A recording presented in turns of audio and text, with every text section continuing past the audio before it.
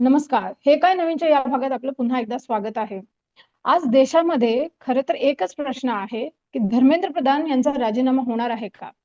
सोमवारी जंतर मंतरवर जे झालं, ज्या पद्धतीने आपल्या देशातील तरुणांवर लाठीचार्ज झाला, त्यानंतर सर्व समाज म्हणजे आहे ते अस्वस्थ आहे. खरं तर सरकारला काही प्रश्न विचारणं हा लोकशाहीत सगळ्यांचा मूलभूत अधिकार आहे. परंतु आज प्रश्न विचारले म्हणूनच जर तुम्हाला देशद्रोही ठरवलं जात असेल, तर तरुण गप्प कसे बसणार? आणि आज प्रत्येक माध्यमातनं तरुण आपला आवाज जो आहे, आपला राग जो आहे तो व्यक्त करत आहे. सोमवारी दिल्लीमध्ये नेमकी काय झालं आणि त्याचे पुढचे राजकीय पडसाद काय असणार आहेत यावर चर्चा करण्यासाठी आपल्याबरोबर लोकसत्ताचे ज्येष्ठ पत्रकार महेश सरलसकर आज आपल्याबरोबर आहेत. नमस्कार महेश सर. आपलं स्वागत आहे. जेव्हा जंतर मंतरवर सोमवारी लाठीचार्ज झाला तो तुमच्या डोळ्यासमोर झाला. काय झालं होतं तेव्हा नेमकी? कॉक्रोच जनता पार्टीने आवाहन केलं होतं की 20 तारखेला सोमवारी संसदेवरती मोर्चा काढायचा. त्याच्यासाठी त्यांनी सकाळी सोमवारी सकाळी 9 वाजता तुम्ही या, आपण मोर्चा काढू असं आवाहन केलं होतं. पण त्याच्या आधीच 2 दिवस प्रचंड गर्दी जंतर मंतरवरती होती, पूर्ण भरलेलं होतं. म्हणजे इतका प्रचंड रिस्पॉन्स होता, म्हणजे ते जंतर मंतर धो वाहत होतं या सगळ्या जेनजी पोरांनी. आणि त्यांचा रिस्पॉन्स इतका अभूतपूर्व होता की दिल्लीमध्ये गेल्या 12 वर्षामध्ये असं आंदोलनच बघितलं नाही आपण. कुणी म्हणजे पत्रकारांनी पण बघितलं नाही, नेत्यांनी पण बघितलं नाही.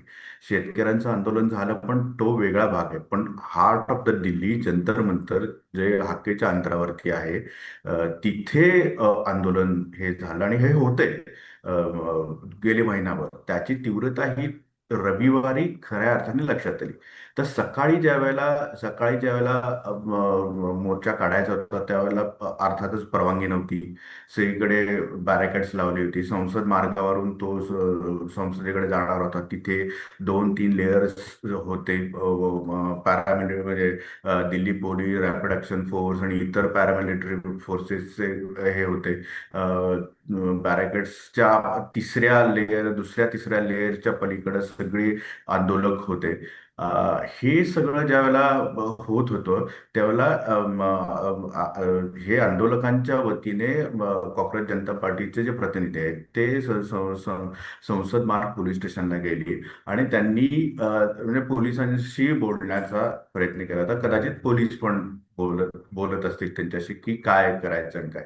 पण हा आंदोलकांचा इतका फोर्स होता, त्यांचा संताप किंवा त्यांचा उद्रेक आपण म्हणूया किंवा काही, तर तो एक राग जो होता तो व्यक्त व्हायला लागला साधारणतः 10 सव्वा 10च्या सुमारास. आणि मी संसद मार्ग पोलीस स्टेशनच्या पुढच्या 2 लेयर्स होते, त्या मधल्या लेअरमध्ये होतो. बॅरिकेड्सचे 2 लेअर होते, त्याच्या मधल्या लेअर होते. आणि तिथून मी आतमध्ये गेलो 3ऱ्या लेअरमध्ये, जिथे ऍक्च्युली आंदोलक होते. मोबाईलवरती मी शूटिंग करत होतो आतमधून. मला जाणवलं की प्रचंड फोर्स होतोय आणि हा फोर्स आता बॅरिकेड तोडेल अशी परिस्थिती होती. मग मी त्याच गर्दीतून पुढे सरकलो आणि तिथे कशी कोपऱ्यात एक कार ठेवली होती, ती कार पूर्ण त्याचा चक्काचूर झाला. तिथून मी बाहेर आलो. मी त्या बॅरिकेड मधून बाहेर आलो आणि डाव्या बाजूकडून आणि उजव्या बाजूकडून बॅरिकेड तोडून तोडून म्हणजे ते बाजूने आंदोलक घुसले. ते तोडून पुढे घुसले. आता पुढे घुसल्यानंतर एक जो लोंडाच्या लोंडा आला, तर तिथे असलेल्या पोलिसांनी प्रचंड लाठीमार सुरू केला. म्हणजे रपारप मारायला सुरुवात केली.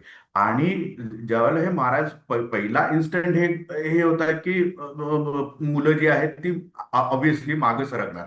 पहिला जो फोर्स असतो त्या फोर्समध्ये ती मागे सरकली. पण पहिल्या फोर्स मधून जी ज्यावेळेला सावरली त्यावेळेला ते मागे नाही हटले, ते पुढं पुढे गेले. ते ओलांडून पुढं पुढं पुढं जात राहिले. आणि जसं ते पुढे गेले तसं ते पोलिसांनी मारलं. मग इकडं म्हणजे डावीकडनं फोर्स आला, तिकडून त्यांनी लाठीमार केला. उजवीकडे आला, उजवीकडून लाठीमार सुरू केला. कुणाच्या डोक्याला लागला, रक्तबंबाळ झाला.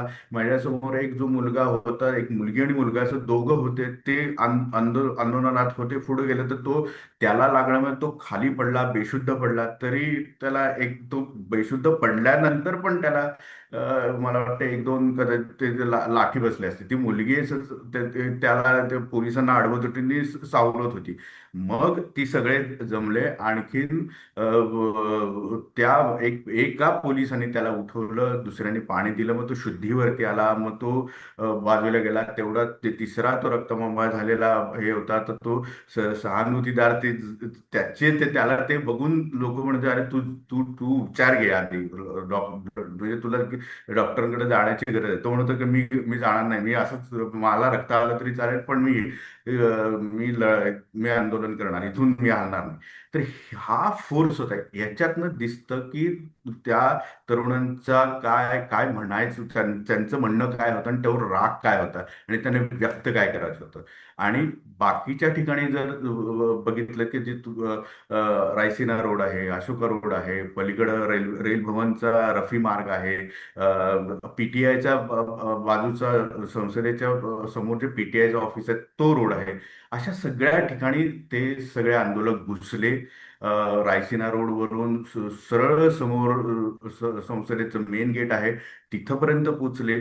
मग अश्रुधुराचा मारा सुरू झाला आणि लाठीमार सुरू झाला आणि पण त्याच्या पांगापांग झाली. काही आंदोलक हे कर्तव्य पथावरती गेले, रेल भवनच्या खालच्या रोडवरती. काही जण अशोका रोडवरती पुन्हा आले, मेरिडियन हॉटेल आहे तिथे, तिथं परत ते रेंगाळले. हा सगळा जो कॅओस होता हा पूर्ण 6 वाजेपर्यंत तरी वेगवेगळ्या पद्धतीने पाहायला पाहायला मिळाला. आणि तुम्ही ते आता वेगवेगळी लोक वेगवेगळ्या ठिकाणी होते आणि वेगवेगळे अत्याचार जे झालेले आहेत पोलिसांनी केलेले त्याचे व्हिडिओ आलेले आहेत. म्हणजे मी जिथे होतो तिथे मी बघितलं, पण अन्य लोक जिथे होते तिथले तिथले व्हिडिओ त्यांनी केलेत आणि ते सोशल मीडियावरती टाकले आणि त्याची आता चर्चा होते. म्हणजे पोलिसी ब्रुटलनेस जो असतो तो ब्रुटलनेस काय आहे हे लोकांना आत्ता कळलं. म्हणजे जे 18 वर्ष 19 वर्षाची जी मुलं आहेत, ज्यांनी 12 वर्षात जन्माला आल्यानंतर त्यांनी मोदीच बघितले, त्यांचं सरकार बघितलंय. त्यांनी काही काँग्रेसचं सरकार बघितलेलं नाही, त्यांनी काही मनमोहन सिंग बघितलं नाही किंवा नरसिंहराव बघितले नाही, त्यांनी मोदीच बघितले. त्यांना मोदीच हे नेते म्हणून माहिती आहेत त्यांच्या. आणि ही सगळी जी मुलं आहेत ती मध्यमवर्गीय, काही उच्च मध्यमवर्गीय आणि एक मोठा वर्ग जो आहे तो बेरोजगार तरुणांचा आहे. अशा आहेत, अशा टप्प्यातली, अशा स्तरातली ती आहेत. आणि ज्यांनी कधीही ज्यांच्या आई वडिलांनी पण कधी आंदोलन बघितलं नसेल, ज्यांनी खरं तर ह्या बीजेपीला मतदान केलेलं असेल, मोदींना मतदान केलं असेल, त्यांची मुलं रस्त्यावरती उतरलेली आहेत. हा जो फरक आहे ना, याच्यासाठी हे आंदोलन खरं तर महत्वाचं आहे. की ज्या कुटुंबांनी मोदींना किंवा बीजेपीला त्यांच्या नेत्यांना मत दिली, तो वर्ग, तो मतदार, त्यांची मुलं ही रस्त्यावरती उतरली, ही किती मोठा भाग आहे. हा किती म्हणजे लोकांच्या मनामध्ये किती खतखत आहे हे दिसून येते. आणि म्हणजे काल रात्री सुद्धा जी काही जंतर मंतरवरती लाठीमार आणि हे झाला, तर त्याच्यामध्ये आता कसं आहे ना की हे एकदा एकदा तुम्ही तुम्ही मारलात त्यांना, लाठीमार केलात, ती परत आली, जंतर मंतरवरती बसली, ती हटायला तयार नाही. ज्या दिवशी मारहाण केलीत तुम्ही, ज्या दिवशी डोकी फुटली या सगळ्या लोकांची, तरी देखील रात्री 8 वाजता जंतर मंतरवरती अक्षरशः अल्लोड करते होती. म्हणजे तुम्ही तिकडचे तंबू उठवून टाकले, तुम्ही त्यांना बाहेर स्टेज काढलं, हटवलं. तरी सुद्धा तरी सुद्धा तिथं बसले. आणि ती गर्दी हटतच नाहीये ना. आता त्याच्या वेगळ्या स्टोरी यायला लागल्यात की बाबा त्यांना कसं खाण्यापिण्याची हे पुरवठा अरे ह्या soft story, human interest story. पण ऍक्च्युअल हार्ड स्टोरी ही आहे की ही मुलं हटायला तयार नाहीयेत. संपूर्ण दिल्ली जर या आंदोलकांनी भरली असेल, तर ही काही फक्त दिल्लीतली मुलं नाहीत, कुठं बिहारमधनं आलेली आहे, उत्तर प्रदेशात आलेली आहे, महाराष्ट्रातनं आलेली आहेत. काही कोच म्हणजे जंतर मंतरच्या त्या बॅरिकेडच्या शेजारी मी होतो, तर एक युपी मधनं बाई आली होती, मध्यमवर्गीय वयीन होती ती. तर ती एकटीच आली होती. म्हटलं तुम्ही कुठून आलात? तर ती म्हणली मी युपी मधून आले म्हणले. आणि एकटाच आला? तर हो म्हणे, एकटेच आले आणि मी माझे कोचिंग क्लासेस आहे, मी छोट्या मोठ्या प्रमाणावरती ते कोचिंगचं क्लास. म्हणजे हे मग तुम्ही कशासाठी आला? तर ती म्हणली की हे सगळं कोचिंग बिचिंग सगळं जे फ्रॉड जे आहे ना, जे सगळं नेटवर्किंग आहे त्याच्यातून हे सगळं झालंय. आणि ते त्यांनी ही सगळी सिस्टीम लीक केली आणि भ्रष्टाचार, तर त्याला मला विरोध आहे म्हणून मी एकटीच आहे. तर अशा वेगवेगळ्या गोष्टी तुम्हाला पाहायला मिळतात की ज्यांची आतून भावना जी आहे ना, ती कदाचित चेहऱ्यावरती दिसत नाही, कदाचित ते बोलून पण दाखवत नाही, पण सायलेंटली त्यांचा प्रेझेन्स ह्या ती जी कोणी मध्यमवयीन असेल ना, ती बाई जी आहे, तिचे सायलेन्स प्रेझेन्स आहे. कदाचित त्या अंध लोकांना माहिती पण नाही कोण महिला जी आलेली आहे ती आपल्यासाठी आली, पण ती सायलेंटली तिथं आली आणि ती पाठिंबा देते. असे हजारो लाखो लोक देशात असतील ना, की जे सायलेंटली या सगळ्याला हे करतायत. आता एक बघा की एक सिम्बॉलिक गोष्ट आहे की मी कालच जात असताना ते पिझ्झाचे पाकिट घेऊन गेले. मला ऍक्च्युली कळलंच नव्हतं हे काय भान, खरोखर मला कळलं नव्हतं की हे काय, हे पिझ्झाचे पाकिट का आतमध्ये का जात आहेत आणि कोण मागवते असं. म्हणजे हे मला असं वाटलं की हा अरोगन्स आहे की असं कोण इथं आंदोलन चाललंय आणि पिझ्झा कोण मागवतंय. तर नंतर ते अर्थात स्टोरी आली की लोक आपणहून त्यांना खायला घालतायत, दाखव. लोक आपणहून त्यांना पाणी प्यायला देतात. ती सगळी व्यवस्था ते आपण करतायत, कारण आम्ही येऊ शकत नाही, तुम्ही करता आहात, आम्ही पाठिंबा देतो.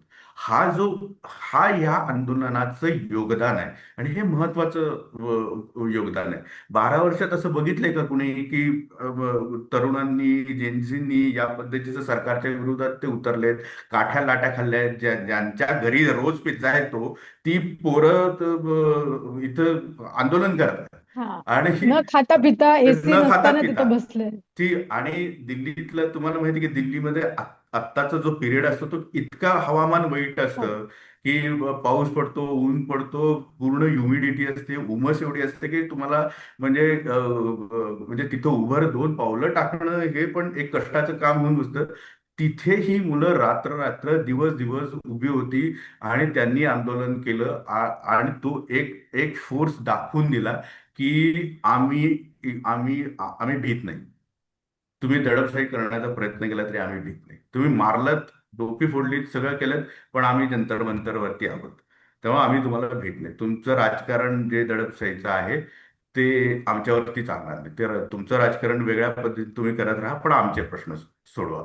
आणि एक गोष्ट आहे त्याच्यामध्ये की आता जे एक सोशल मीडियावर वरून पूर्वी म्हणजे महिनाभर हे आंदोलन सुरू आहे, पण ते जसं जसं सुरू झालं तसं तसं जे त्याला वेग आला किंवा रिस्पॉन्स मिळायला लागला, तसं तसं हे अँटी नॅशनल आहे अशा पद्धतीचं एक एक एक बोललं जाऊ लागलं की नाही नाही, ही मुलं म्हणजे काय बरोबर नाही आहेत, हे काय येतात इथं, त्यापेक्षा नीटचा अभ्यास करा आणि पास व्हा ना, हे काय तुम्ही हा. सांगताय आम्हाला.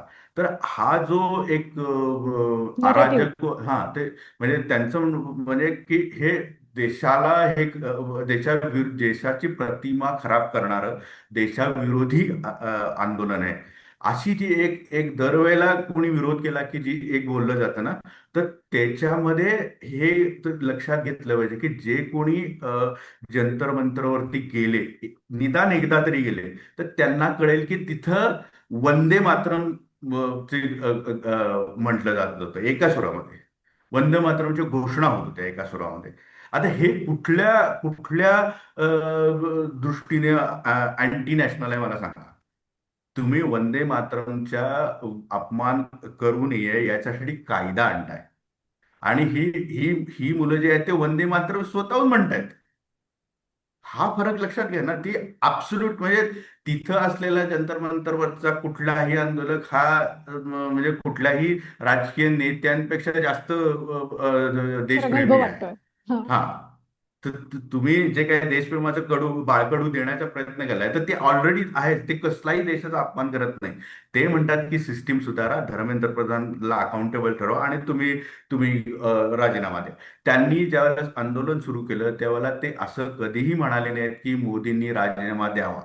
हं. ही मागणी तुम्ही धर्मेंद्र प्रधानांचा राजीनामा घेण्यास नकार दिल्यानंतर किंवा त्याच्यावरती कुठली कारवाई न केल्यानंतर, मोर्चामध्ये बेदम मारहाण केल्यानंतर, क्रूर आणि दडपशाहीचा प्रकार केल्यानंतर ते त्यांच्या तोंडातून असं आलं की मोदींनी राजीनामा द्यावा. मला तोपर्यंत त्याच त्यांनी प्रश्नावर हा मला त्याच प्रश्नावर यायचं होतं की आंदोलनाची सुरुवात झाली डे वन पासून, विरोधक असो बरोबर. सीजेपी असो सगळ्यांची मागणी होती की धर्मेंद्र प्रधान यांनी हो. नैतिकता घ्यावी, राजीनामा द्यावा. आणि हम्म. तिथं तो विषय संपणारा होता. खरं तर अधिवेशन सुरू झालं बरोबर. होतं आणि सोमवारी म्हणजे खरं तर आपण असं म्हणूया की महिनाभर आंदोलन चालू आहे तेव्हा सरकारने हम्म. दखलही घेतली नाही, म्हणजे कोणाला चर्चा करायला पाठवा असंही त्यांना वाटलं नाही. जर भाजपचं स्टुडंट विंगचं जरी कोणी जाऊन चर्चा केली असती आणि म्हटलं असतं आम्ही तुमचं निवेदन देतो तरी आपण समजू शकलो असतो, पण सरकारने ढुंकून बघितलं नाही. अचानक सोमवारी लाठीचार्ज सुरू केला आणि आपल्याला माहिती आहे अधिवेशन सुरू असताना एवढी मोठी घटना घडणं हे खरं तर सरकारची नामुष्की असते. तर ही वेळ आली का, पहिली गोष्ट. आणि दुसरी गोष्ट, जो विद्यार्थ्यांची मागणी होती की धर्मेंद्र प्रधान यांनी राजीनामा द्यावा, ती गोष्ट इतकी एस्कलेट झाली की आता नरेंद्र मोदींनीच राजीनामा द्या. सगळा जो विरोध आहे तो अचानक सगळा असंतोष हा नरेंद्र मोदींकडे गेला धर्मेंद्र प्रधान यांच्याऐवजी. इतकं कॅल्क्युलेशन कसं चुकलं केंद्र सरकारचं, की जे नेहमी सगळ्यांवर लक्ष ठेवून असतात, त्यांना हे कळलं नाही की एक जर आपण चुकीचं पाऊल उचललं तर ह्या आंदोलनाला एक वेगळं वळण लागू शकतं. तर त्या बॉइलिंग पॉइंट पर्यंत हे आंदोलन आलंच कसं? ज्यावेळेला हे आंदोलन सुरुवात झाली ना, अभिजित दिपके ज्यावेळेला अमेरिकेतून परत आले त्यावेळेला 6 जूनला ते जंतर मंतरवरती आंदोलन करणार असं त्यांनी घोषणा केली होती आणि ते आले. अं, जंतर मंतरवरती 3 तासापेक्षा जास्त आंदोलन करता येत नाही. 3 किंवा 4 तासापेक्षा परवानगीच दिली जात नाही. कुठलेही राजकीय पक्ष सुद्धा दुपारी 2 ते 5 वगैरे अशा पद्धतीचे 1 दिवसाचं जास्तीत जास्त केलं जातं, त्याच्या पलीकडे करता येत नाही. आणि जर हे आंदोलन राजकीय पक्षाचं नाहीये आणि हे थेट सरकारच्या सिस्टीमच्या विरोधात आहे, अशा वेळेला एक माणूस येतो आणि तो म्हणतो की मी आंदोलन करणार. त्यावेळेला वाटलेलं होतं, त्यांना पण वाटलेलं होतं आंदोलकांना की अभिजित दिपकेंना अटक होऊ शकते. तर झालं नाही तसं काही. त्यांना त्यांना ते आले भारतामध्ये, दिल्लीमध्ये आले. त्यांना जंतर मंतरवरती आंदोलन करण्याची परवानगी दिली. त्यांचं बीजेपीच्या सिस्टीममध्ये या सगळ्या बसत नाहीत तरी देखील त्यांनी त्याचं एक प्रकारे अप्रत्यक्षपणे स्वागतच केलं म्हणायला पाहिजे. किंवा तुम्ही करता तर करा, मुलं करतात तर करू द्या. तर हा जो सुरुवातीचा नॉन सिरियस अप्रोच होता, तर त्या नॉन सिरियस अप्रोचचं राजकारणाचं होतं किंवा आहे की जर हे विद्यार्थ्यांचं आंदोलन होत आहे आणि कोणीतरी येऊन करत आहे, तर काँग्रेस सारख्या राजकीय पक्ष किंवा कुठल्याही विरोधी पक्षाला हे अल्टरनेटिव्ह होऊ शकतं का? आणि मग काँग्रेस नीटचे परीक्षा गैरव्यवहाराच्या संदर्भामध्ये काँग्रेसने ऑलरेडी आंदोलनाची घोषणा केली होती. कोर्टामध्ये जाऊन त्यांनी मोठं राहुल गांधींनी आंदोलन आयोजित केलं होतं, त्याची घोषणा झाली होती त्यावेळेला.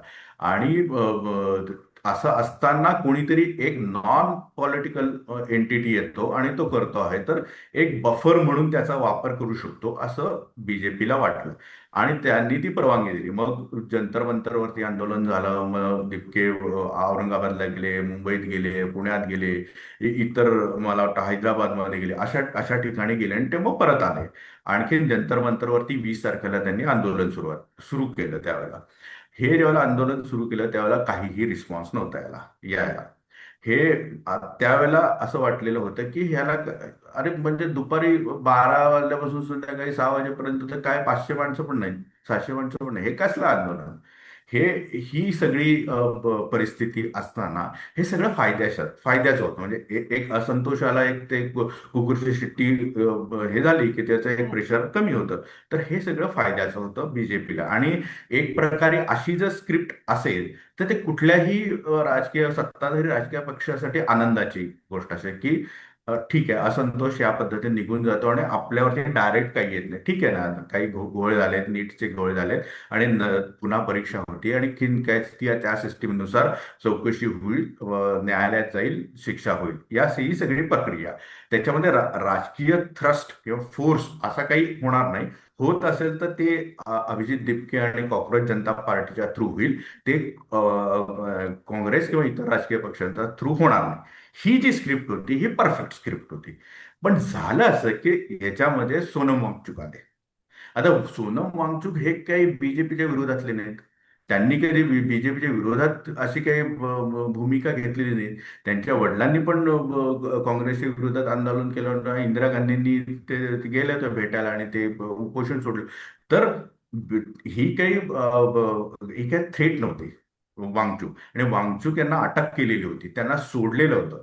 ही पार्श्वभूमी पण लक्षात घ्यायला पाहिजे. त्यामुळे ते किती आंदोलन करते आणि त्याची किती तीव्रता होईल याचा अंदाज बीजेपीने घेतला होता, आणि म्हणून ते तिथं ते आंदोलन करायला आले, उपोषण करायला आले. त्यावेळेला त्याची तीव्रता काय बीजेपीला जाणवली नाही, कुणाला जाणवली नाही. ते ठिया मारून बसले.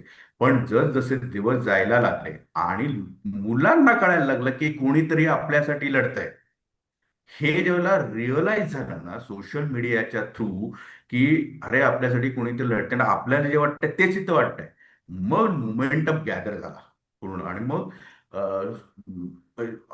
शनिवारी, शेवटच्या शनिवारी आंदोलन म्हणजे मोर्चा होण्याच्या आधी दोन तीन दिवस उपोषण जे आंदोलन पीकला गेलं होतं त्याच्यामध्ये सोनम वांगचुक यांना उचललं गेलं.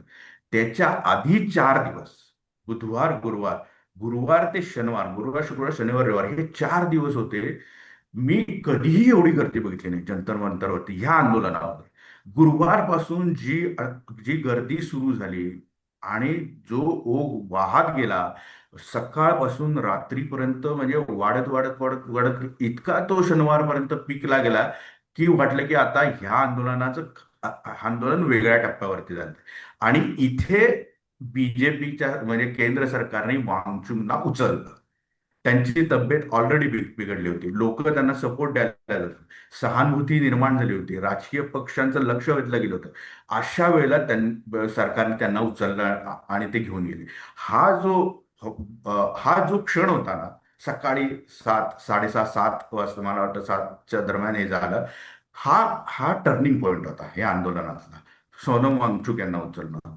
आणि ही कदाचित केंद्र सरकारची आता मोर्चा झाल्यानंतर असं वाटतं ही चूक होती. त्यांना त्याचा अंदाज आला नाही. त्यांना असं वाटलं की आपण वांगचुक यांना घेऊन घेऊन गेलो तर त्यांचं उपोषण सुटेल, त्यांच्याशी रुग्णालयामध्ये आपण निगोशिएशन्स करू, आणि मग जर रुग्णालयामध्ये निगोशिएशन्स केलं तर त्याचे रिफ्लेक्शन जंतर मंतर होईल आणि जंतर मंतरचं आंदोलन आपल्याला कंट्रोल करता येऊ शकेल. पण हे आता ह्या टप्प्यावरती थोडीशी ट्विस्ट आली या आंदोलनामध्ये.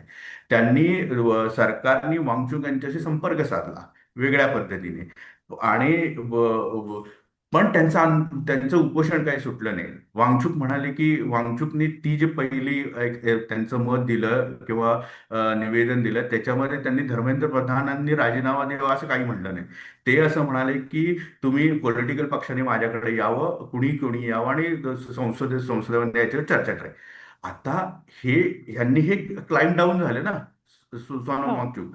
पण दुसऱ्या बाजूला आंदोलन इतकं वरती गेलं की आंदोलक काही क्लाइंब डाऊन करायला तयार नव्हते, खाली यायला तर ते म्हणत होते की नथिंग डुईंग, धर्मेंद्र प्रधान गेलेच पाहिजे. वांगचुकांनी शब्द काढला नाही, पण इथं जंतर मंतरवरती धर्मेंद्र प्रधानांच्या विरोधात घोषणा दिल्या गेल्या आणि मोर्चा काढला जाणार हे निश्चितच झालं. या सगळ्या ह्याच्यात म्हणजे कॉम्प्रोमाइजची जी सिच्युएशन निर्माण व्हायला पाहिजे होती किंवा आंदोलनाला कंट्रोल करायला पाहिजे होतं ते कंट्रोल झालं नाही केंद्र सरकारच्या ह्याच्यामध्ये. आणि त्यांनी मोर्चा काढला आणि त्या मोर्चाला इतका प्रचंड रिस्पॉन्स मिळाला की कदाचित केंद्र सरकारने या रिस्पॉन्स अपेक्षित केलेला नव्हता. आता मोर्चाच्या दिवसाचं काय परिस्थिती होती हे याचे दोन भाग आहेत. ते जर समजून घेतले तर मोर्चाचं त्याची व्यापकता आणि त्याच्यातून काय साध्य झालं हे पण लक्षात येऊ शकेल. ज्या दिवशी मोर्चा झाला त्या दिवशी काय झालं हे सगळ्यांनी बघितले, आता ते सांगत नाही मी. पण नंतरचं संध्याकाळनंतर सरकारच्या माध्यमातून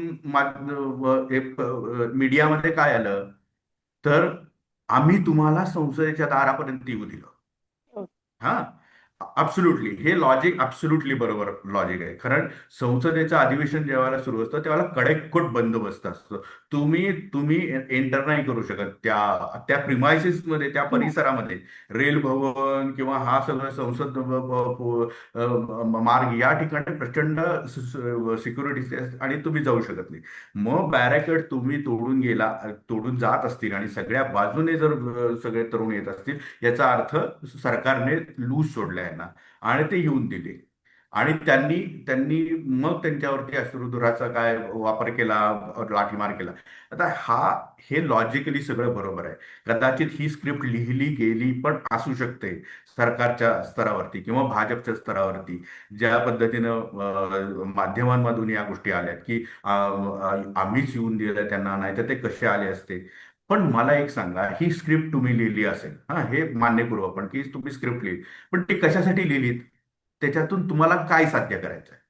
दोन गोष्टी साध्य करायच्या आहेत की बघा, तुम्ही दारात आलेला संसदेच्या संसदेमध्ये तुम्ही घुसण्याचा प्रयत्न केला, तुम्ही अँटी नॅशनल, हम्म. तुम्ही तुम्ही घुसखोर आहात, तुम्ही अराजकवादी आहात, तुम्हाला देशाची चिंता नाहीये, आणि म्हणून तुमच्या विरोधात आम्ही हे सगळं केलं आणि तुमचं मोडून काढलं. तुम्ही बरोबर नाहीये, तुम्ही नैतिकदृष्ट्या भ्रष्ट आहात. ही गोष्ट आहे. आणि दुसरी गोष्ट अशी की तुम्ही आमच्या विरोधात उभं राहिलात तर तुम्हाला आम्ही मोडून काढू. सरळ सरळ दडपशाहीचा भाग आहे. अशा दोन गोष्टी साध्य करायच्या होत्या. आणि ही जर स्क्रिप्ट खरोखरच अशी लिहिली गेली असेल की आम्हीच तुम्हाला तिथेपर्यंत येऊन दिलं, तर तुम्हाला आउटकम काय पाहिजे होता? तुम्हाला तुम्हाला हाच आउटकम पाहिजे होता की ह्यांना अँटी नॅशनल ठरवायचं आणि त्यांची बदनामी करायची, आणि आंदोलनामध्ये वेगळी इलेमेंट घुसलेले आहेत जे देशद्रोही आहेत असं सिद्ध करायचं होतं. आणि दुसरी गोष्ट म्हणजे दडपशाही, की आमच्या विरोधात उभं राहायला लागतं बघा. ही जी पोलिसी आणि लष्करी हे जे आहे ना, हुकुमशाही, ती दाखवायची होती का? जर असं असेल तर हे डेंजरस आहे. हा सरकारी व्ह्यू पॉइंटच डेंजरस आहे की आपल्या जनतेला या पद्धतीनं ट्रीट करणं, हा हा व्ह्यू पॉइंटच पूर्णतः म्हणजे हुकुमशाहीकडे जाणाऱ्या प्रवृत्तीचा आहे. तुम्हाला काय आउटपुट पाहिजे? इनपुट तुम्ही हे दिलं, स्क्रिप्ट लिहिली, आणि तुम्हाला आउटपुट हा पाहिजे होता. तर हे डेंजरस आहे. पण झालं असं की ही स्क्रिप्ट हातातनं गेली. त्याचं कधी कधी काय होतं ना, तुम्ही स्क्रिप्ट लिहिता पण तो त्याचा आउटकम तुम्हाला पाहिजे तसं येत नाही. बऱ्याचदा तुम्हाला पाहिजे त्याच्या पलीकडचं असतं, ते नियंत्रणाच्या बाहेरचं असतं, आणि ते बरोबर त्या नियंत्रणाच्या बाहेर गेलं. आणि जी जो जो बदनामी विद्यार्थ्यांची, तरुणांची, आंदोलकांची आणि अभिजित दिपकेंची आणि सोनम वांगचुकची व्हायला पाहिजे होती, त्याच्या उलट प्रतिक्रिया संपूर्ण देशातून सहानुभूती आली. पोलिसांनी जे केलं त्याचे अत्याचार लोकांनी बघितले, आणि मग लोकांना वाटलं की हे काय चाललंय. म्हणजे दारात तुम्ही आलेल्या लोकांना तुम्ही मारलं, हे कशासाठी करतात? माझी पोरं 15-16 वर्षाची आहेत, ती आंदोलन करायचं, तुम्ही का मारतात असं ती आई म्हणते. हे लोकांनी बघितलं ना. पूर्वी ज्यावेळेला सोशल मीडिया नव्हता, त्यावेळेला हे कदाचित दिसलं नसतं. टीव्ही माध्यमातून हे काहीच दिसलं नाही. हे सोशल माध्यमातून दिसलं ना, सोशल मीडियामधून हे सगळं झालं. मेनस्ट्रीम मीडियापेक्षा सुद्धा सोशल मीडियाने हे सगळं कव्हर केलं, आणि लोकांची सहानुभूती आंदोलनाला कैक पटीने वाढलं. म्हणजे म्हणजे सोमवारी जेव्हा मोर्चा झाला, त्याच्यानंतर मंगळवार, बुधवार, आजचा गुरुवार, 2-3 दिवसात इतकं ट्रिमेंडस वातावरण बदललं आणि ट्रिमेंडस फोर्स निर्माण झाला, आणि सरकारची बदनामी झाली. हा आउटकम कधीही मोदी सरकारने विचार पण केला नसेल, तो झाला. त्यांची स्क्रिप्टचं आउटकम जे आहे ते त्यांना पाहिजे तसं आलं नाही. आता ह्या टप्प्यावरती हे आंदोलन आलेलं आहे की तुम्हाला संवाद साधावा लागेल. बीजेपी सरकारला संवाद साधावा लागेल. जर नाही साधला तर तुम्हाला ते आंदोलन हे चिघळत जाईल, तिथे अराजक माजेल. काल रात्री जे झालं ना, ते इलेव्हन घुसतील आता आंदोलनाला बदनाम करणारे, आणि मग लाठीमार होईल, पोलीस ब्रुटॅलिटी वाढेल, आणि या सगळ्या सगळ्या गोष्टी होतील. आणि हे दोन्ही बाजूनी जाऊ शकते. एक सरकारची बदनामी आणि सरकारची प्रेशर पण होऊ शकतं, आणि दुसऱ्या बाजूला पूर्ण आंदोलनामध्ये आंदोलनाचं खच्चीकरण होऊन ते पूर्ण अराजकता च्या बाजूला जाईल, आणि ते मोडून काढलं जाईल. अशा अशा दोन्ही त्या अशा क्रॉस रोडवरती आता आंदोलन उभं आहे. मग त्यामुळे आत्ता जर सरकार असेल आणि लोकशाहीतलं एखादं सरकार असेल, तर त्यांनी संवाद साधला पाहिजे कुठल्याही स्तरावरती, आणि आंदोलन कंट्रोल केलं पाहिजे. कारण शेवटी असं नाही की ती 16-17-18-20 वर्ष पोरं आहेत, ती प्रचंड असं संख्येने आलेली आहेत. ती अस्वस्थ होणारच, डेस्परेट होणारच. आणि त्याच्यातून एखादा इन्सिडेंट मोठा झाला तर त्याची जबाबदारी कोण घेणार, असाही मुद्दा उपस्थित होऊ शकतो. आणि ह्याची जबाबदारी काही आंदोलकांच्या वरती नाही आहे किंवा आंदोलक काँग्रेस जनता पार्टीवरती नाही. ती जबाबदारी ही सरकारची आहे, ती प्रशासनाची आहे, पोलीस यंत्रणेची आहे, की तिथला कायदा सुव्यवस्था. पण याचा अर्थ असा नाही की तुम्हाला लाठीमारच करा. हे टाळण्यासाठी तुम्हाला संवाद साधावा लागेल. आता असं आलंय, या टप्प्यावरती आंदोलन आलेलं की निगोशिएशनच्या लेवलला काल सुरुवात झाली. ती अनऑफिशियल लेवलवर, म्हणजे अधिकृतपणे काही बैठक झाली किंवा तुमचं युक्तिवाद काय, आमचे युक्तिवाद काय, मधला ग्राउंड काय, असं काही झालेलं नाही. जी काल चर्चा झालेली आहे, नड्डा आणखीन काँग्रेस जनता पार्टीचे जे काही प्रतिनिधी असतील त्यांच्याशी, की बाबा तुमचं म्हणणं काय आहे आणि आम्ही ते करू शकतो, लेखी दिलेलं आहे. पण या टप्प्यावरती आता इंडिपेंडंट जागेवरती तुम्हाला नको आहे ना आमच्या घरी यायला, तर आम्ही दुसऱ्या कुठल्या तरी घरी येतो आणि तुम्ही चर्चा करा. या लेवलला ते गेलेलं आहे.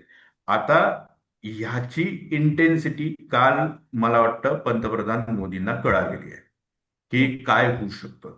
काल काल त्यांनी काल काल मंगळवारी मंगळवारी त्यांनी बैठक घेतली, तिथं ट्विट केलं. आज आत्ता सकाळी 15 मिनिटापूर्वी ट्विट केलं की फास्ट ट्रॅकमध्ये आम्ही ही सगळी प्रोसेस घडवून आणतो आहोत. नीटच्या गैरव्यवहार आणि या सगळ्याची यूथ जो आहे तो आमचा हे आहे. आणि त्याची हलगर्जीपणा, त्याच्या बाबतीत केलेला हलगर्जीपणा आम्ही काय सांगू. तर हे जर बघितलं तर आता मोदींवरती, त्या गव्हर्नमेंटवरती प्रेशर यायला आहे. आता हे कसं निगोशिएट होईल सगळं आंदोलन, का निगोशिएट होणार नाही आणि ते आणखीन चिघळत जाईल, हे आता आपल्याला पुढच्या येणाऱ्या 1-2 दिवसात कळेल. आता ते आंदोलन क्रॉस रोडवरती आलेले, पण सरकार दबावाखाली आलंय हे नक्की. माझा सगळ्यात महत्वाचा प्रश्न हा आहे की इतकी दिवस एकच मागणी आहे, धर्मेंद्र प्रधान यांचा राजीनामा घ्या. सरकार कोणत्याही सरकारसाठी नैतिकतेच्या दृष्टीने, म्हणजे खरं तर 12 वर्ष मोदी सरकार आले, त्यांनी कोणाचाही राजीनामा घेतला नाही. त्यांना कायम दाखवायचं असतं आम्हाला वाटतं तेव्हाच आम्ही मंत्री बदलणार. आता असं झालंय की इतकं प्रेशर बिल्ड झालंय की धर्मेंद्र प्रधान यांचा राजीनामा घ्या. तरी पण राजीनामा का होत नाहीये, खरं तर हा प्रश्न सुटण्यासारखा आहे की तुम्ही राजीनामा घ्या, विषय संपवा, सगळ्या विद्यार्थ्यांचा राग जो आहे तो शांत होऊन जाईल आणि कुठेतरी आपण जबाबदारी घेतली हे दिसेल. पण सरकारला हे पण दाखवायचं नाही, म्हणजे पहिला संवाद करायला उशीर झाला आणि आम्ही जबाबदारी घेतो नैतिक दृष्ट्या, तेही नाही. फक्त सांगणं आहे की नाही नाही आम्ही अटक केली, आम्ही चर्चा करतो संसदेमध्ये, हे सांगतायत. तर राजीनामा का होत नाही? शासन चालवण्याच्या दोन पद्धती आहेत. एक पद्धत अशी आहे की अ, शासन हे लोकांपर्यंत जातं आणि लोक लोक म्हणतात त्याला रिस्पॉन्स देतं.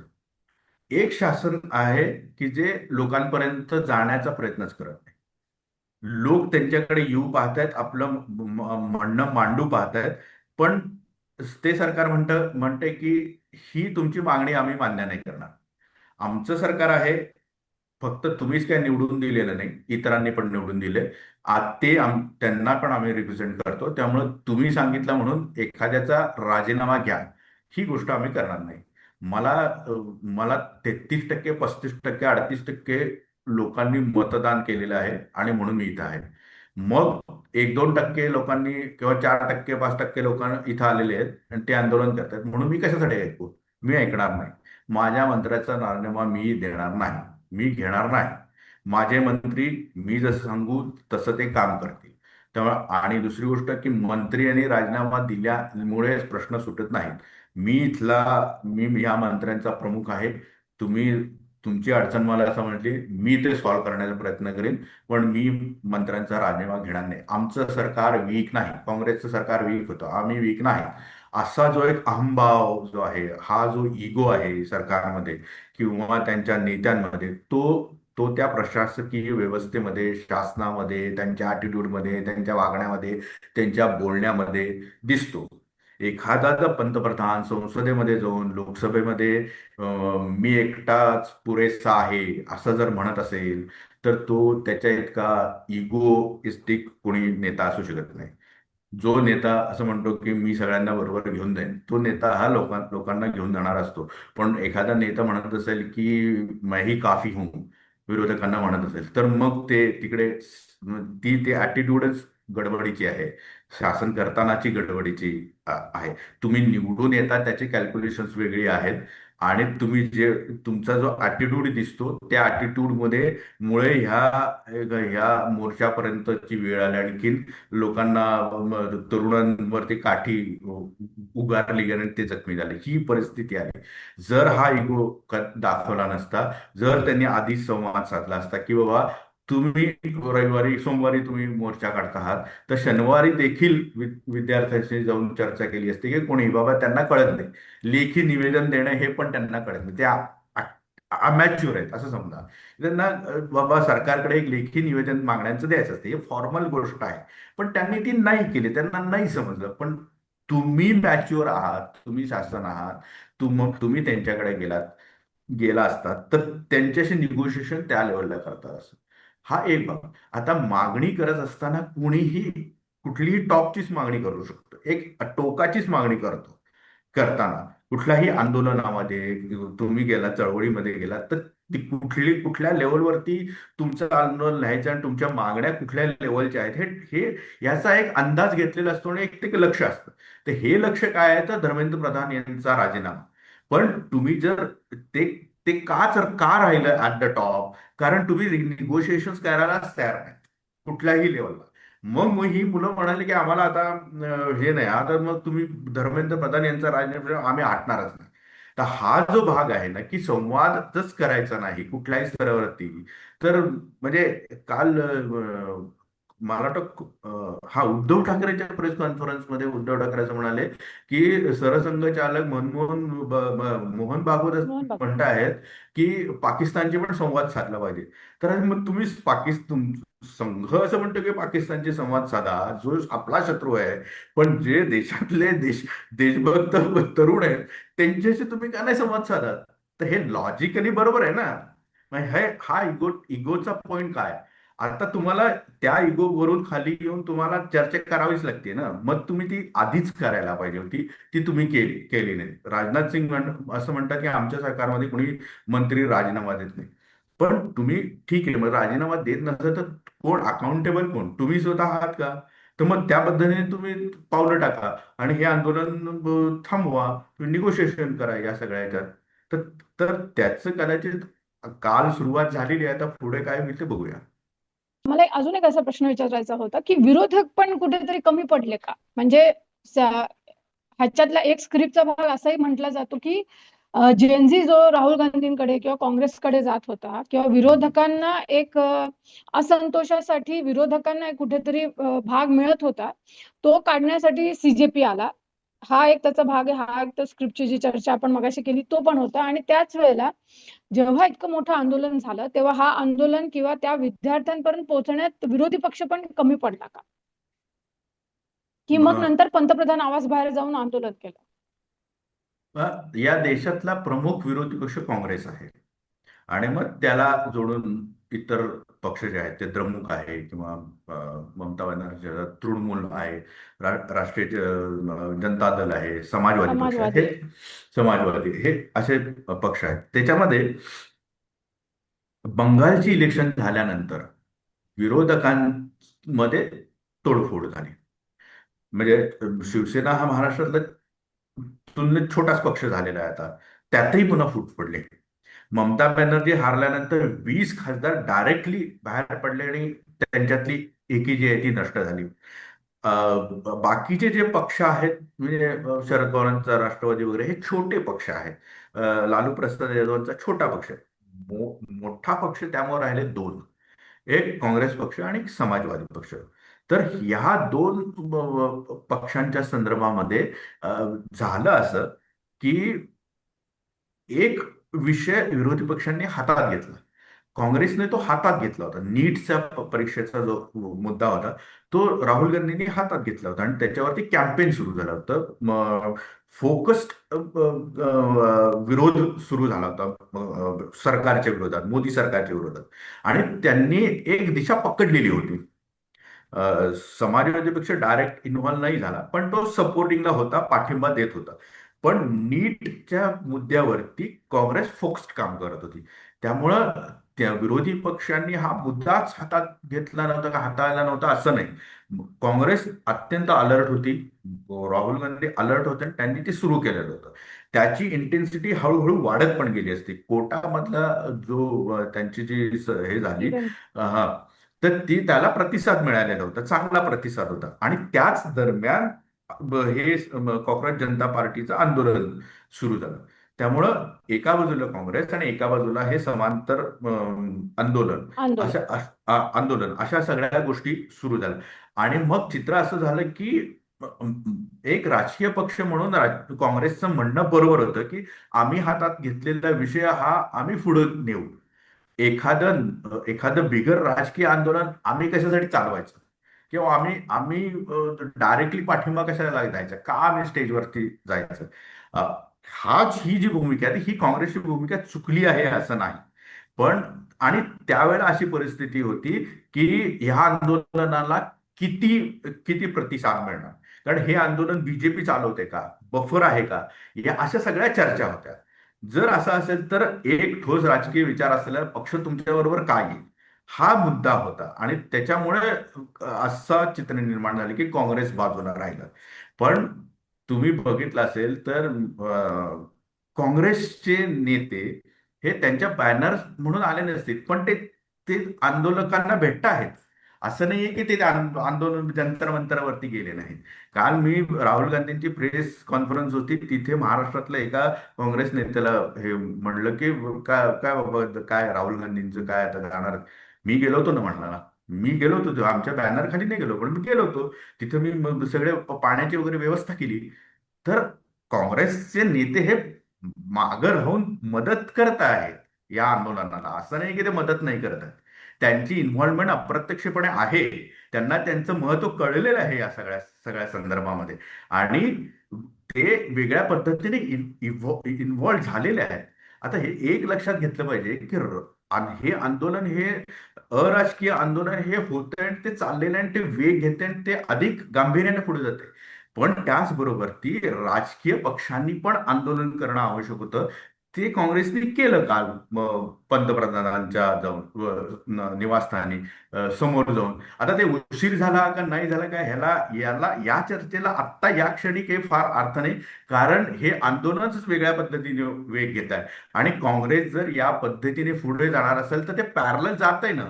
हे आंदोलन पण पुढे जाते आणि काँग्रेस पण पुढे जाते. आणि पूर्वी जर तुम्ही बघितलं असेल की ज्यावेळेला नवनिर्माण जेपींचं आंदोलन झालं, ते सुद्धा विद्यार्थ्यांचं आंदोलन होतं. ते पण अराजकीय आंदोलन होतं. ते गुजरातमधून सुरू झालं, ते पॉलिटिकली बिहारमध्ये त्याचं पॉलिटिकल रूपांतर झालं, जेपीने ते हातात घेतलं. आणि मग सगळे पक्ष त्याच्यामध्ये इन्व्हॉल्व्ह झाले, जनता पक्षाचा प्रयोग झाला आणि इंदिरा गांधी हारली. आता ह्या पुढच्या आंदोलनामध्ये राजकीय पक्ष इन्व्हॉल्व्ह होणार नाहीत असं नाही. याची व्याप्ती वाढू शकते. आता त्या व्याप्तीचा, त्या स्पेसचा काँग्रेसनी कसा वापर करून घ्यायचा, समाजवादी पक्षांनी कसा वापर करून घ्यायचा, किंवा इतर पक्षांनी कसा वापर करून घ्या, ही त्यांची ताकदीवरती अवलंबून आहे. जे जेपी मुवमेंटमध्ये झालं ते आता पण होऊ शकतंच ना. ते एकत्र येऊ शकतं. हे आता आंदोलन राजकीय टर्न घ्यायला पाहिजे ह्या आंदोलनाने. अदरवाईज ते अराजक माचेल. मग जर काही वेवट जाईल ना, ह्याला काही तुमचं लॉजिकल एंड पाहिजे ना कुठल्याही आंदोलनाचं. ते पॉलिटिकल असतं. कुठलंही लॉजिकल एंड हे पॉलिटिकल आहे. त्याच्यासाठी पॉलिटिकल पक्ष लागतात, नेता लागतो, ते विचार लागतात, ठोस विचार लागतात. आणि सरकारच्या विरोधात लढणे, ती ताकद देणे आणि सरकारला बरखास्त करून निवडणुका जिंकून तिथे सरकार आपलं स्थापन, हा एंड रिझल्ट आहे. त्यामुळं आत्ताच्या घडीला काँग्रेस जर समजा या या सगळ्या प्रक्रियेमध्ये वेगाने उतरते आणि त्यांचं एक गांभीर्याने ते करत असेल त्यांच्या ताकदीनुसार, आणि तो एक फोर्स अँटी गव्हर्नमेंट, आत्ताचा अँटी गव्हर्नमेंट फोर्स आला जसा तो जेपी मुवमेंटमध्ये आला, तो जर असेल आणि हे आंदोलन त्या पद्धतीने पुढे गेलं तर काहीतरी पॉलिटिकल चेंजेस, रूपांतर आपल्याला पुढच्या काळात कदाचित बघायला मिळू शकतील. हे आत्ताची सिच्युएशन आहे पॉलिटिकल. पण अजून एक असं चित्र आपल्याला दिसलं की विरोधक कुठेतरी एकत्र आहेत असं चित्र दिसलं नाही. जसं की आपण बघितलं की शरद पवार जे आहेत ते अभिजित दिपकेला भेटायला गेले. उद्धव ठाकरे भेटायला गेले, आम आदमी पक्ष भेटायला गेला. हम्म. दुसरीकडे जेव्हा राहुल गांधी पंतप्रधान कार्यालयाभर आंदोलन करत होते, तर तेव्हा आम आदमी पक्षाकडनं टीका करण्यात आली की हम्म. मुद्दाम तुम्ही अभिजित दिपकेचं आंदोलन कमकुवत करावं म्हणून तुम्ही करताय. तर विरोधकांमध्ये ही फूट पडलेली दिसली. आणि तिसरीकडे दुसऱ्याच म्हणजे आपण जर बघितलं तर कालच शरद पवार हे जाऊन लगेच मोदींना जाऊन भेटून आले. म्हणजे पुन्हा आपण असं म्हणजे तुम्ही शेतकऱ्यांच्या विषयासाठी जरी गेला असला तर शेवटी आपण औचित्य बघतो, वेळ काय आहे बघतो. तर त्या क्षणी शरद पवार हे गेले. म्हणजे गेल्या काही दिवसांपासून मर्जर होणार, एनडीएला पाठिंबा देणार ह्या चर्चा होत्या. इथं विरोधकांनी एकत्र असणं अपेक्षित होतं, धर्मेंद्र प्रधान यांचा राजीनामा. आणि तिसरीकडे शरद पवार हे पंतप्रधानांना भेटतायत. ह्याला कसं बघायचं? हा मिक्स्ड सिग्नल देणे आहे ना, हे धोकादायक आहे.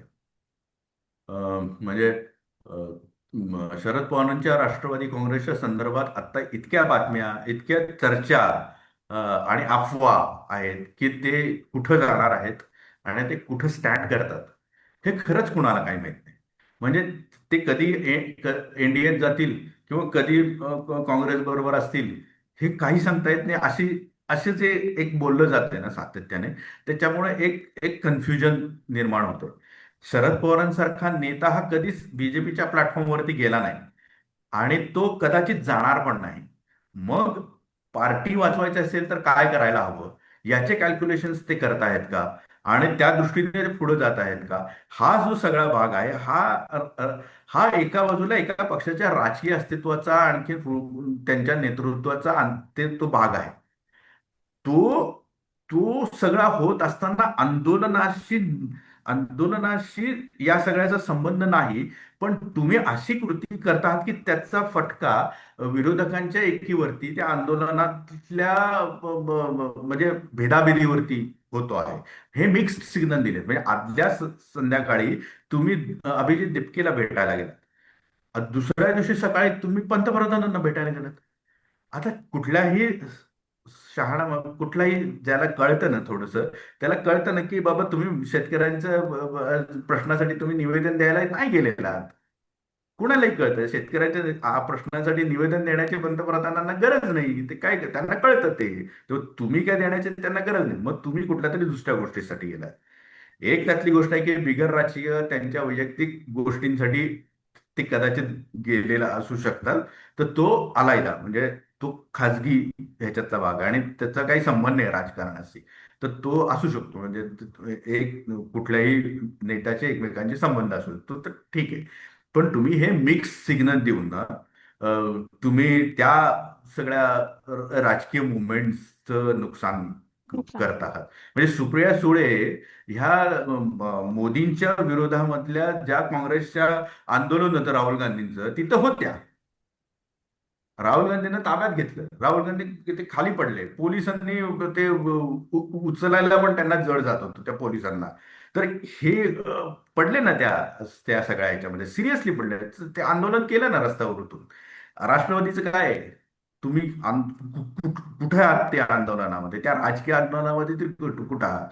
तुम्ही सकाळी येऊन मोदींना भेटताय ना सर, आदल्या रात्री आंदोलन करताय बाजूला उभं राहून आणि दुसऱ्या दिवशी सकाळी तुम्ही पंतप्रधान भेटताय. तर हे राजकीय जे आहे ना ते मिक्स सिग्नल देणं, त्याच्यामुळे या राजकीय एकीला आणि ह्याला एक एक एक फूट पडती आहे असं म्हणा, किंवा त्याला एक बळ जे यायला पाहिजे ती येत नाही. दुसरा भाग असा आहे की आम आदमी पक्षाचा, तर तर एक असं झालेलं की आता इंडिया आघाडीत आम आम आदमी पक्ष जो आहे तो नाही. त्यांचं एक वेगळं राजकारण, त्याचे दिल्लीतले संबंध आहेत. आणि आता जे इंडिया आघाडीमधलं जे एक विश्विषितपणा दिसतोय की द्रमुक बाहेर पडला, म्हणजे पडण्याच्या तयारीत आहे किंवा तो नाराज आहे, आणखीन तृणमूलचं जे काही झालेलं आहे, या सगळ्या ह्याच्यात असं दिसते की बाबा आता काँग्रेसला लीड करायला पाहिजे, काँग्रेस सक्षम व्हायला पाहिजे, काँग्रेसनीच ते सगळ्या गोष्टी करायला पाहिजे. त्यामुळे ते जर होईल तर बाकी सगळे मागणं येतील. समाजवादी पक्ष आला ना, पहिल्यांदा बोलवलं नव्हतं कालच्या त्या आंदोलनामध्ये मोदींच्या घराच्या समोरच्या, पण त्यांना फोन केल्यावरती अखिलेश आणि त्यांचे कार्यकर्ते नेते आले लगेच. ते उतरले त्या त्या ह्याच्यात. उत्तर प्रदेशमध्ये निवडणूक आहे, त्यांना उतरणं भाग पण आहे. हा भाग आहे. त्यातलं हे वेगळं पॉलिटिक्स. पण ते आले, तर मग काँग्रेसने आता कोण बरोबर आहे कोण बरोबर नाही याचा विचार म्हणजे करण्यापेक्षा ना, तुम्ही ज्या मार्गाने चालला आहात तेच आक्रमकपणे मांडत राहणे, आणि मग they will fall in line बाकीचे सगळे. आणि मग हे महाराष्ट्रात पण आहे ना. आता जर प्रादेशिक पक्ष संपत असतील तर महाराष्ट्रामध्ये काँग्रेसला वेगाने पुढे जाऊ जाऊ शकेल किंवा स्कोप आहे. तुम्ही घेणार की नाही याच्यावरती बरेचसे यश अवलंबून आहे ना. त्यामुळे विरोधी पक्षांची एकी हा काय आता फार मोठा मुद्दा नाही. मोठा मुद्दा हा आहे की काँग्रेसने हे सगळं कॅप्चर केलं पाहिजे. म्हणजे आंदोलन कॅप्चर करायचं असं मी म्हणत नाही. त्यांनी ही स्पेस जी आहे ती कॅप्चर करून आक्रमकपणे पुढे जायला पाहिजे. आणि मला वाटतं हे कळलेलं आहे राहुल गांधी आणि त्यांचे जे कोणी आहेत त्यांना नेतृत्वाला कळलेलं आहे की आपण काय करायला पाहिजे. अदरवाईज तुम्ही आंदोलनाची सगळी जबाबदारी घेणार, ते आंदोलनवाले तुमच्या जीवावरती मोठे होणार आणि मग ते निघूनच जाणार, मग तुम्ही एकटे पडणार परत. मग तुम्ही आंदोलकांना आणि त्यांच्या नेत्यांना आणि सगळ्यांना मोठं करण्यापेक्षा तुम्ही मोठं व्हा, तुम्ही आक्रमकपणे हे करा. ईडीची आणखीन तुरुंगाची जी काही भीती आहे ती आता संपून टाका. लोक जायचं असेल तर ईडीने तुरुंगात जावा आणि बाहेर या. संजय राऊत गेले होते आणि ते बाहेर आले, अनिल देशमुख गेले होते ते बाहेर आले. तर ते अशी काही उदाहरणं आहेत.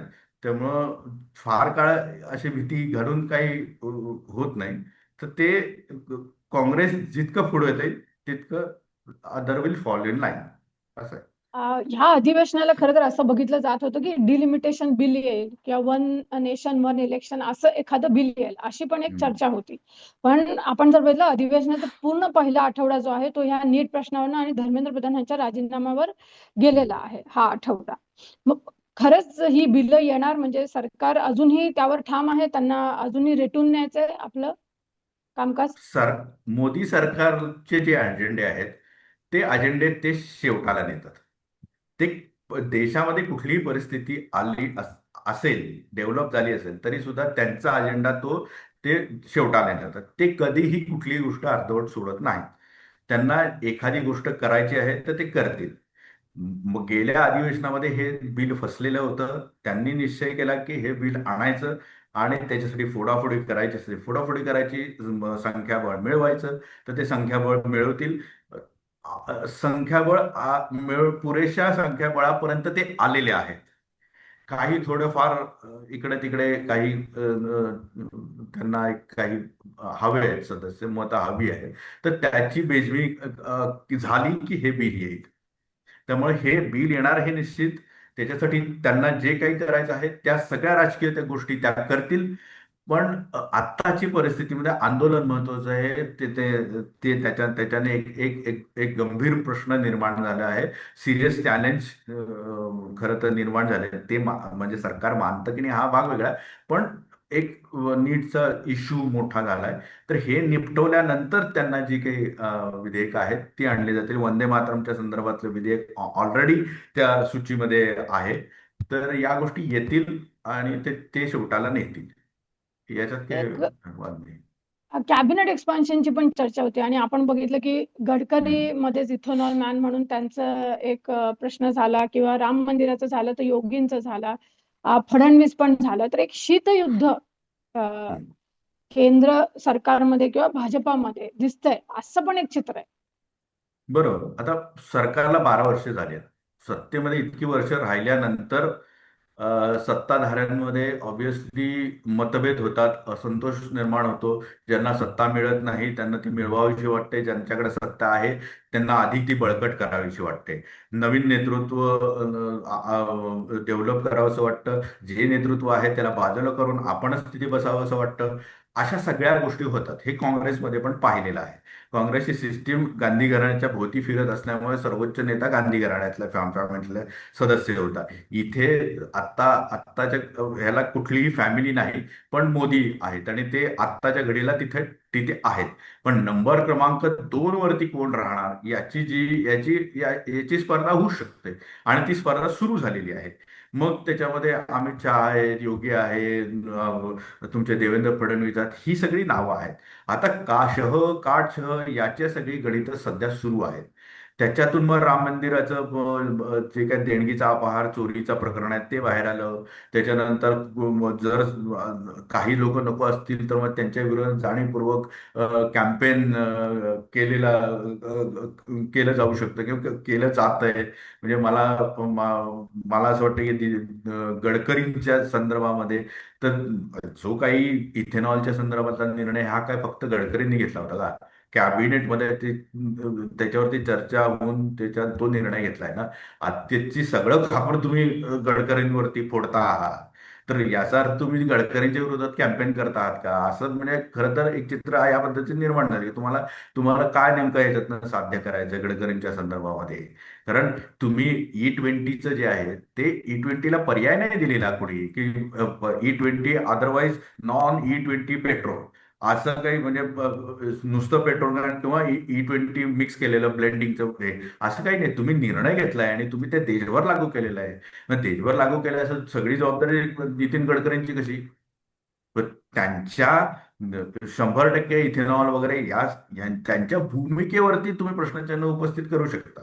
व त्यांच्या काही आर्थिक गोष्टी असतील तर त्याच्यावरती प्रश्नचिन्ह उपस्थित करू शकता. पण तुम्ही याचा अर्थ तुम्ही सर्वच्या सगळी जबाबदारीच मंत्री म्हणून तुम्ही गडकरींवर ते टाकली तर मग सरकार आहे कशाला? मग ते काय मग तेच चालवतील ना. तसं नाहीये ते. तर मग ही जी नंबर 2ची जी लढाई आहे ती नंबर 2ची लढाई सुरू झालेली आहे. आता ह्याचे रिव्हर्सिफिकेशन तुम्हाला महाराष्ट्रात पण बघायला मिळतात.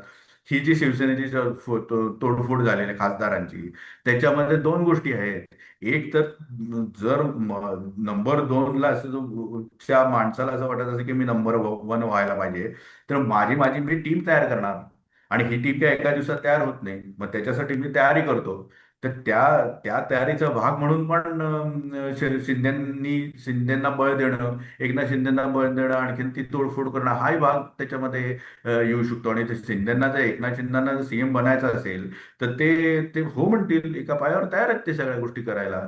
आणि म्हणजे एखाद्या राजकीय पक्षाची महत्वाकांक्षा असणं याच्यात काही गैर नाही.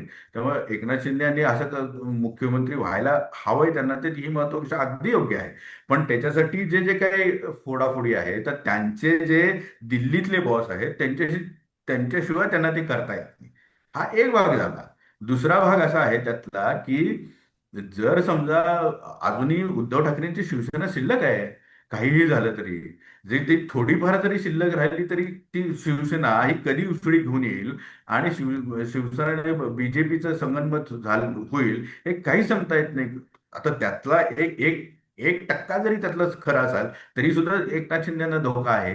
मग आणि जर मला माहिती नाही पण असं काही होतं का की उद्धव ठाकरेंच्या वतीने बीजेपीशी बोलणी किंवा एक फिलर दिला गेला असं काय असेल तर मला माहिती नाही. पण देवेंद्र फडणवीसांना भेटणे किंवा ह्या सगळ्या ह्याच्यातून काही फिलर दिला गेलाय का असं चर्चा जी सुरू आहे त्याच्यातून एकनाथ शिंदेना असं वाटू शकतं की हा ही शिवसेना उसळी घेतली या शिवसेनेत तर आपलं काय होणार. त्यापेक्षा ताकद जितकी कमी लवकरात लवकर कमी करता येईल तेवढी करून करा. मग खासदार ओढा आमदार ओढा नगरसेवक ओढा कार्यकर्ते ओढा पक्षातलं जे काही छोटे कार्यकर्ते आहेत तेवढं. तर हे ओढण्याचे जे भाग जो आहे तो एकनाथ शिंदे दोन गोष्टी करताय. एक तर त्यांचे दिल्लीतले बॉस आणि एक त्यांना ते जुने बॉस वरती पुन्हा येऊन येत. त्यामुळे दोन बॉसची ते डील करतात एक आजी आणि एक माझी. तर ते ते दोन दोन लेवलवरती ते शिंदे खेळतात. तर हा 2 नंबरचा जो खेळ आहे हा वेगवेगळ्या राज्यांमध्ये जसा पाहायला मिळतो तसा केंद्रात पाहायला मिळतो. आणि त्याच्यामुळे ही सगळी चर्चा जी आहे ती आतल्या धुसफुसीची मतभेदाची ही सातत्याने होताना दिसते. आता 12 वर्षानंतर ती अपेक्षित पण आहे. मग ह्यातनच एक प्रश्न निर्माण होतो की मोदी जे आहेत म्हणजे नरेंद्र मोदी हे निवृत्तीच्या दिशेने चाललेत आणि कारण ते सारखे परदेशात फिरतात त्या त्या देशात जाऊन पुरस्कार गोळा करतायत आणि अमित शहा जे आहेत तो पूर्ण देश चालवतोय. हम्म, अर्थार्थी चेहरा हा मोदी आहे पण कारभार जो आहे तो अमित शहा चालवत आहे. हम्म, तर आपण हे आता बघायला लागलो का की ह्या आंदोलनामध्ये जसं मी मगाशी पण म्हटलं की धर्मेंद्र प्रधानांचा राजीनामा द्या इथपर्यंत आंदोलन होतं आणि ते अचानक नरेंद्र मोदीचा राजीनामा द्या हम्म. इथपर्यंत ते आलंय. हे राजकारण कसं आहे? मोदींनी स्वतःला अं, त्या सगळ्या सिस्टीमच्या पलीकडे बांधलेलं आहे. ते ते ते ग्रेटेस्ट ऑफ ग्रेट, म्हणजे त्याचे पण मी पलीकडे गेलेला आहे, असा मी आहे. त्यामुळं आय एम द ग्रेटेस्ट. तर त्याला तर कोणी भाजपमध्ये चॅलेंज करत नाही किंवा कोणीच चॅलेंज करत नाही. संघातली लोक पण चॅलेंज, त्यांना मान्य आहे की बाबा मोदी इज ग्रेटेस्ट. तर तर त्याच्या नंतरचे जे सगळं जे आहे, तर ती मारामारी तुम्हाला मगाशी म्हणल्याप्रमाणे ती सगळी सुरू आहे. आता ह्याच्यामध्ये एक तो ग्रेट असलेला माणूस जर रिप्लेस करायचा असेल किंवा कधी वेळ आली तर तिथे आणखीन एक ग्रेट माणसाला बसवायचं, तर खालच्या लोकांना असं वाटतं की आपल्याकडे ग्रेट होण्याची पोटेन्शियल आहे. तर प्रत्येकाला असं वाटतं की मी ग्रेट होऊ शकतो, तर ती लढाई आहे. तर ते कधीतरी त्या ग्रेटपणाकडे पर्यंत जायचंय. मग ते 29 मध्ये होईल का आणखीन कधी होईल हे माहिती नाही. का ग्रेट असलेला माणूस तो म्हणेल की मी कायमस्वरूपी ग्रेट राहणार. आता तुम्ही नाहीच आहे, म्हणजे आता तुम्ही काहीच करू नका, तुम्ही धडपडत राहा, पण मीच ग्रेट आहे, मीच ग्रेट राहणार. असं जर झालं तर मग काहीच करता येणार नाही. मग ते म्हणजे ते तिथपर्यंत जाल, पण तुम्ही ते कधी कधी एव्हरेस्ट पर्यंत जाताना एव्हरेस्टच्या टोकाला जाता येत नाही ना, हवामान बिघडतं. त्यामुळे ते हवामान जर सतत बिघडत राहिलं तर मग ते नाही जाणार, मग तो ग्रेटेस्ट म्हणून मग तिथंच राहील. तर ते आत्ताची जी सगळी परिस्थिती तशी आहे. त्यामुळं खरं तर काही लोकांना असं वाटतं की आता पर्याय ग्रेटेस्ट माणसाला दुसरा ग्रेटेस्ट माणसाचा पर्याय असला पाहिजे. मग त्याच्यासाठी ते प्रयत्न करत आहेत संघटनेच्या लेवलला किंवा त्यांचे जे काही वैचारिक संघटना असेल त्यांच्या लेवलला. तर पण ते होत नाही आता. कारण असं आहे की आत्ता ग्रेट असलेल्या माणसाला रिप्लेसमेंट तशी सापडत नाहीये किंवा तशी लक्ष लगेच तयार होणार नाही. जर ती नाही झाली तर आपल्या हातातनं सत्ता जाईल, आणि सत्ता गेली तर पुन्हा ते गडगडायला वेळ नाही लागणार आहे. ते किती तुम्ही म्हणलं की आम्ही 100 वर्ष टिकून आहोत आणि या पुढचे 100 वर्ष टिकून टिकून राहू, पण स्टील तुम्हाला सत्ता हवी आहे ना, ती सत्ता का घालवायची? त्यामुळं एका दुविधेमध्ये आहेत. ती दुविधा ती एक फेज असते दुविधेची, त्या फेजमध्ये आहेत. ती फेज किती लांब, किती काळ राहील, त्याची लेंथ किती राहील, हे अजून कळत नाही. पण ती आत्ताची ती त्या स्टेजवरती आलेली आहे. ते पुढच्या टप्प्याला जाण्याच्या तयारीत आहेत. शेवटचा प्रश्न की मोदी सरकारने 12 वर्ष आपण जर बघितलं तर आ, बिनविरोध कारभार केला. कोणी किती आंदोलन करा त्यांना फरक नाही पडला. ते फक्त निवडणुकीमध्ये काय निकाल येणार ह्यालाच ते थोडंफार घाबरतात, म्हणून शेतकऱ्यांचे त्यांनी कायदे मागे घेतले. अदरवाईज ते विरोधकांना ऐकत नाही, कोणाला ऐकत नाही, हवे तसंच काम करतात. पण पहिल्यांदा असं झालं का की 12 वर्षानंतर पहिल्यांदा नीट प्रकरणामुळे मोदी सरकारला कुठेतरी तडे गेलेत. कुठेतरी तुम्ही आन्सरेबल आहात, कुठेतरी तुम्ही जबाबदारी घेतली पाहिजे, आणि आता राजीनामा एका त्या मंत्र्याचा तुम्हाला घ्यावा लागेल. इथपर्यंत ती गोष्ट आली आहे का, आणि खरंच तो पहिला राजीनामा होईल का? मला तो राजीनामा होईल असं आत्ताच्या घडीला दिसत नाही. म्हणजे कार्यपद्धती बघितली त्यांची तर ते निगोशिएशन करत राहतील आंदोलकांची. ते म्हणतील की धर्मेंद्र प्रधानचा राजीनामा पाहिजे, मग ते म्हणतील की नाही. आता निगोशिएट एक कसं की टेबलवरती निगोशिएशनला बसल्यानंतर ना ते तुम्ही युद्ध जिंकताना तहात हारता, असं पण होतं. त्यामुळे आता ते तहाच्या स्टेजला आलेले आहेत आणि म्हणजे येण्याच्या ओघात आहे ते आंदोलन, जर समजा येत असेल तर. तर इथे खरा टसल आहे की ही माणसं जी आहेत ना, हे सरकार जे आहे ना, ते खूप मास्टर माइंड आहे या सगळ्या तहामध्ये जिंकण्यामध्ये. ते म्हणजे ते ट्विस्ट अँड टर्न्स जे आहेत ते इतके घेतात आणि त्याचा अंदाज तुम्हाला कुठेही येत नाही. त्यांचं धक्कातंत्र जे आहे ना, ते ते ऍक्च्युली त्यांचे डीप कॅल्क्युलेशन्स आहेत. ते झाल्यानंतरच आपल्याला कळतं की अरे हे झालं, आणि मग धक्का बसतो. पण ते धक्का बसण्याच्या अगोदरचे डीप कॅल्क्युलेशन्स जे आहेत, ती ती करण्याची त्यांची पद्धत आहे, ती त्या पद्धतीनं ते काम करतात. तर अशा वेळेला आतापर्यंत तरी असं दिसतंय की कुणाचा राजीनामा त्यांनी घेतलेला नाही, पण इतका दबाव पण आलेला नाही. त्यामुळे आता पहिल्यांदाच त्यांच्यावर धर्मेंद्र प्रधानावरती दबाव आणलाय किंवा केंद्र सरकारला पण असं वाटतं की अरे हे आपलं जरा कॅल्क्युलेशन चुकलेलं आहे, पण काय करायला पाहिजे, निगोशिएशन कशी. तर हे आता या लेवलला आलेलं आहे. पण मला अजूनही वाटत नाही की ते खाली उतरून धर्मेंद्र प्रधानांचा राजीनामा घेतील. खूपच प्रेशर झालं तर ते कदाचित विचार करतील किंवा ते असं आश्वासन देतील की आता कॅबिनेटचं एक्सपान्शन आहे, हे अधिवेशन संपू दे, आम्ही कॅबिनेटचे एक्सपान्शन करू, आम्ही तुम्ही म्हणताय तसं या माणसाला काढू, तर दुसरं काहीतरी देऊ आम्ही तुम्हाला आणि तुमचं सगळं समाधान करू, तर तुम्ही आंदोलन मागे घ्या. नाही तर मग तुम्हाला आंदोलन करता येतच, असं सरकार म्हणू शकतं त्या निगोशिएशनच्या लेवलवरती. तर असं कदाचित जाईल असं मला वाटतंय. म्हणजे मी डेफिनेटली आत्ता हे काही स्टेटमेंट नाही करू शकत, पण त्या निगोशिएशन्सची दिशा मला अशा स्वरूपाची दिसती आहे. तर लेट सी काय होतं. तर हे होते महेश सल्लाशकर, ज्यांनी चांगलं विश्लेषण करून आपल्याला सांगितलेलं आहे की मोदी सरकार हे कोणत्या दिशेने सुरू आहे आणि अजून तरी ते फक्त तहाच्या दिशेने चालू आहे, चर्चेला सुरुवात झाली आहे. परंतु संसदेच्या अधिवेशनात त्यांनी त्यांचा जो अजेंडा ठेवलाय केंद्र सरकारने, तो मात्र अजेंडा केंद्र सरकार राबवणारच आहे. हे काय नवीनच्या भागामध्ये आपण इथेच थांबूया. धन्यवाद.